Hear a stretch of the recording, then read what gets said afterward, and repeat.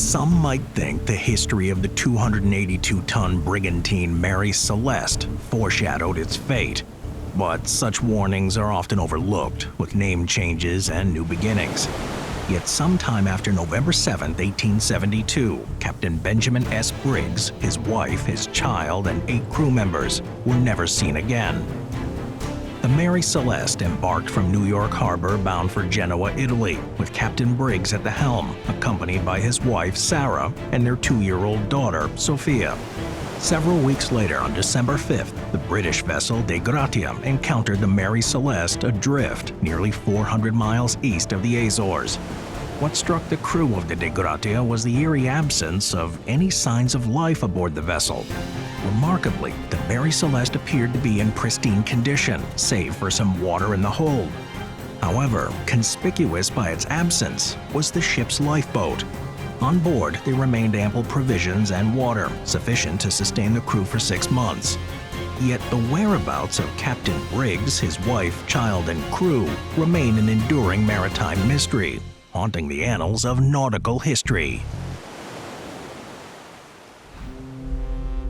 Originally named the Amazon, the vessel later known as the Mary Celeste gained notoriety for 2 significant events that contributed to its reputation as a cursed ship.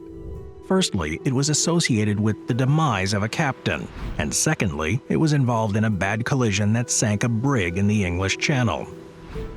Prior to its acquisition and renaming in 1868, the Amazon had previously run aground and was subsequently abandoned.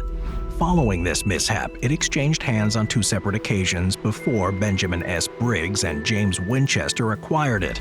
They undertook extensive repairs and rechristened the vessel as the Mary Celeste.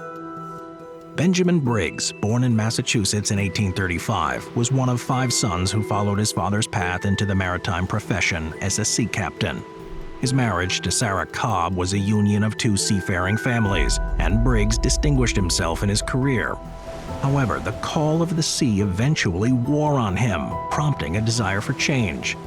In 1872, Briggs invested his savings in the purchase of the Mary Celeste. Overseeing the vessel's repairs and restoration, he made the bold decision to command its maiden voyage from New York City to Genoa, Italy. Recognizing the critical importance of a competent crew, Briggs meticulously selected his team. Albert G. Richardson, a trusted companion from previous voyages, was appointed as the first mate. Andrew Gilling, a native of New York, assumed the role of second mate. The crew comprised individuals of German descent, including Arian Martens, Gottlieb Gutschau, and brothers Volkert and Bos Lorenzen, chosen by Briggs for their skill and reliability. On October 20, 1872, almost 3 weeks ahead of their departure, Captain Briggs oversaw the meticulous loading of cargo onto the vessel. Among the items loaded were 1,701 barrels of denatured alcohol, distinguished by its foul odor and toxic additives, rendering it unfit for human consumption. The subsequent Sunday saw the arrival of Briggs's family to join him aboard the ship. In a letter penned to his mother, Captain Briggs conveyed his admiration for the vessel's beauty and expressed his optimism for a tranquil voyage. Despite encountering adverse weather conditions, their journey officially commenced on November 7, 1872. For a fortnight, the Mary Celeste battled relentless storms while traversing the Atlantic. Captain Briggs recorded in the ship's logbook on November 25th that the Azores Islands had come into view, a sight eagerly awaited after an extended period without land in sight, contrary to the expected timeline. However, despite this hopeful sign, the Mary Celeste never reached the Azores Islands. Instead, it was discovered by the British brig De Gratia under the command of Captain David Morehouse 9 days later, drifting some 400 miles away from its anticipated destination. On Wednesday, December 4, 1872, at approximately 1 p.m., De Gratia found itself positioned midway between the Azores and the coast of Portugal. Captain Morehouse, upon emerging on the deck, was alerted by the helmsman to a vessel approaching unsteadily from about 6 miles away. The irregular movements of the ship and the peculiar arrangement of its sails raised suspicions for Morehouse. As the vessel drew nearer, it became apparent that there was no one on deck, and signals to the ship went unanswered. Morehouse dispatched first mate Oliver DeVoe and second mate John Wright in a ship's boat to investigate. Upon boarding, they confirmed the vessel's identity as the Mary Celeste by the name displayed on her stern. Their inspection revealed a deserted ship with sails in disarray, significant damage to the rigging, and open hatches. Further examination uncovered approximately 3.5 feet of water in the hold, a condition that was alarming but not uncommon for a vessel of this size. The ship's daily log, found in the mate's cabin, indicated its last entry was dated 9 days prior, on November 25th, positioning the Mary Celeste near Santa Maria Island in the Azores, nearly 400 nautical miles away from where the De Gratia encountered her. DeVoe noted that while the cabin interiors showed signs of water damage, they were otherwise in reasonable order. Personal effects belonging to Captain Briggs were scattered about, but crucial ship's papers and navigational instruments were missing. Galley equipment was neatly stowed, with ample provisions available, yet there were no signs of food preparation. Upon receiving DeVoe's report, Morehouse made the decision to bring the abandoned vessel into Gibraltar, a distance of 600 nautical miles. Under maritime salvage laws, the salvor could anticipate a significant share of the rescued vessel and cargo's value based on the level of risk involved in the salvage operation. With the De Gratia's crew split between the two vessels, progress towards Gibraltar was hindered by inadequate staffing, despite relatively calm weather conditions. The De Gratia arrived on December 12th, followed by the Mary Celeste the next morning, shrouded in fog. The abandoned vessel was promptly impounded by the Vice Admiralty Court in preparation for salvage hearings. Reflecting on the arduous journey, DeVoe wrote to his wife, expressing relief at their safe arrival and anticipation of ample compensation for their salvage efforts aboard the Mary Celeste.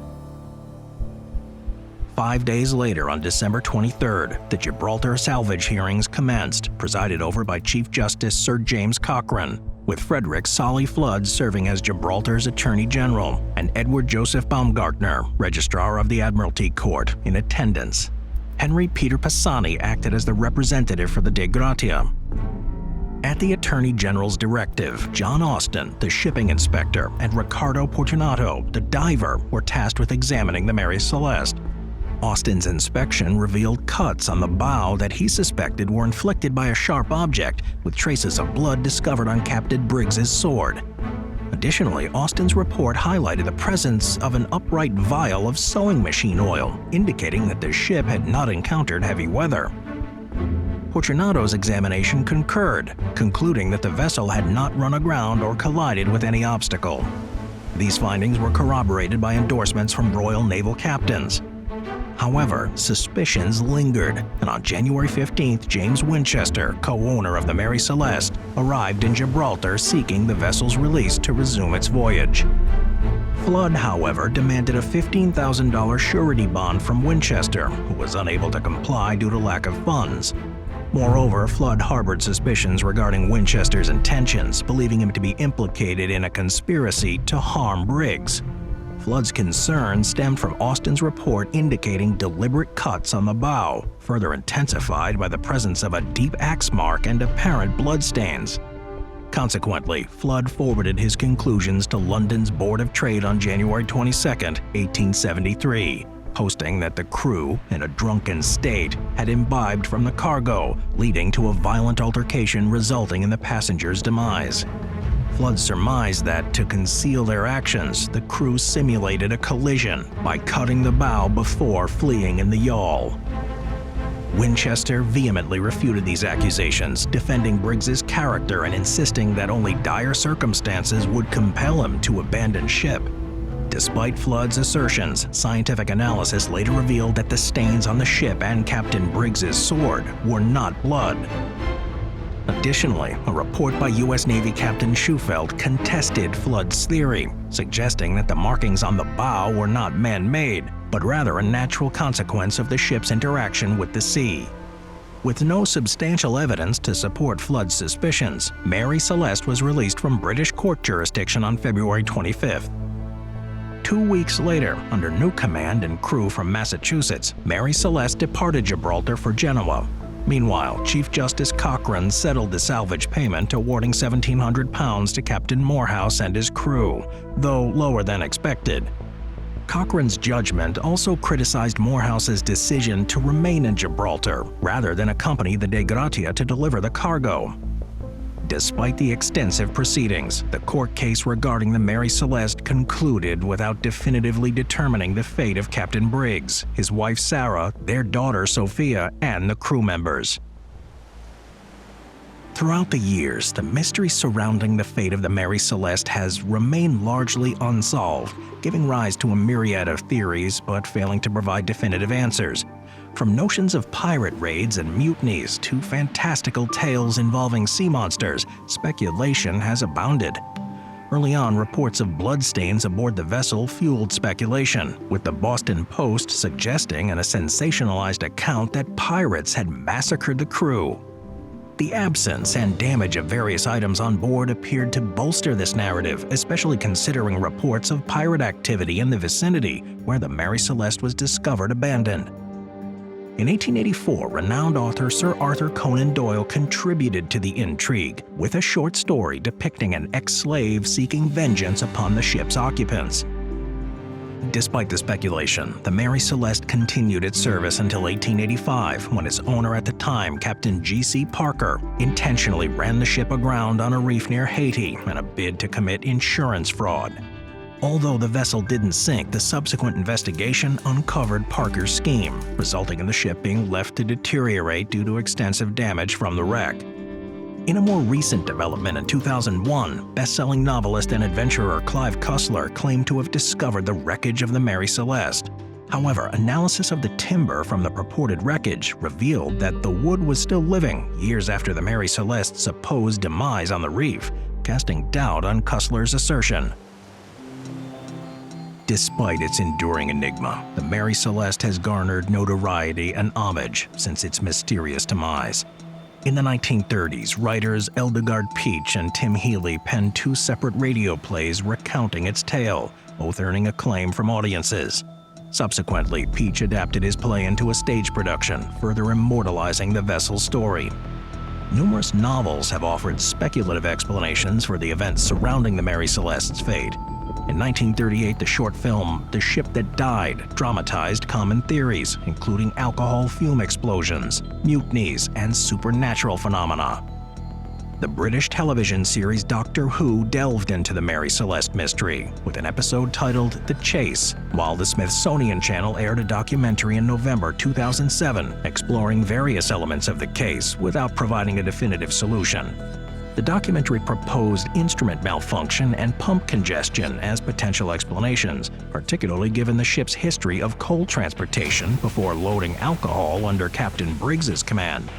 Speculation in the documentary suggested that crew members may have been attempting to repair a disassembled pump on deck, leading to confusion about the ship's water levels amid rough seas. Coupled with a faulty chronometer, Captain Briggs may have mistakenly believed the vessel was closer to Santa Maria, prompting a premature abandonment. In 2020, a supernatural horror film titled Haunting of Mary Celeste delved into the ship's lore, attributing its fate to supernatural rifts from tectonic plates. A tribute to the ghost ship and its lost crew can be found at Spencer's Island in Nova Scotia, where a monument marks the site of the vessel's construction. Additionally, an outdoor cinema memorial shaped like the hull of the Mary Celeste stands as a commemoration of its legacy. Further commemorative gestures include postage stamps issued by Gibraltar and the Maldives, ensuring the enduring remembrance of the Mary Celeste's mystique and the souls lost aboard her. What actually happened to Captain Briggs, his family, and crew is an enduring legend of maritime mysteries mixed with fact and fiction. Some question why an experienced captain would abandon a ship that was perfectly sound. Others conclude an ill-intentioned act by pirates, a giant octopus, or revenge could be the only explanation. Countless portrayals and retellings ensure the haunting mystery of the Mary Celeste will never be forgotten.